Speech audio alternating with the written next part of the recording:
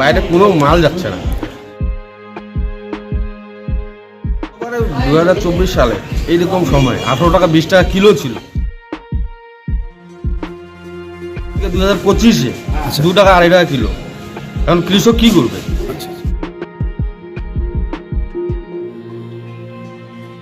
টমেটোর কেমন চাহিদা রয়েছে? গতবার তো এই সময় প্রচণ্ড চাহিদা ছিল। আচ্ছা। এই বছর 2025 সালে এমন অবস্থা, মানে 2 টাকা 2.5 টাকা কিলো হলদিবাড়ি মার্কেট। আচ্ছা, এইরকম দাম কমে যাওয়ার কারণটা এখন বাইরে কোনো লোডিং হচ্ছে না। বাইরে 2 গাড়ি 3 গাড়ি লোডিং হওয়ার পরে বন্ধ হয়ে গেল। আচ্ছা, মানে এখন লোডিং পরিস্থিতি নেই, বাইরে অবস্থা খারাপ।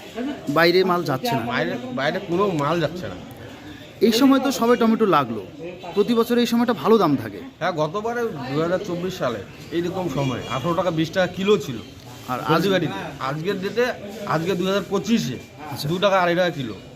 এখন কৃষক কি করবে?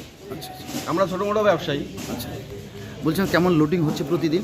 লোডিং তো এখন মোটামুটি 50 টনের মতো আমদানি আছে। 50 টনের মতো। 50 টন লোডিং হচ্ছে না। কোথায় পাঠাচ্ছেন না মূলত এই সময় টমেটো? 2-3 গাড়ি পাঞ্জাবে লোডিং হয়েছিল। আচ্ছা, লজ আইটেম জন্য এখন বন্ধ। আচ্ছা, কারণ বিহারে তো খায় না, বেড়ে যায় না। ইউপিতেও এখন খুলেইনি, রাস্তায় খুলেনি। ইউপির কারণ হচ্ছে যেখানে মেলাটা হচ্ছিল, কুম্ভ মেলা। কুম্ভ মেলার জ্যামের জন্য ওদিকে কোনো মালাই যাচ্ছে না। বর্তমানে এই মালটা কোথায় পাঠাচ্ছেন তাহলে? কোথায় পাঠাবেন? অল্প অল্প কিছু বিহারে যাচ্ছে, কিছু আচ্ছা, আচ্ছা, লোকাল মানে শিলিগুড়ি আসাম পশ্চিমবঙ্গে এই মালটা এই মধ্যে খাচ্ছে। আছে। কি মনে হচ্ছে দাম বাড়বে?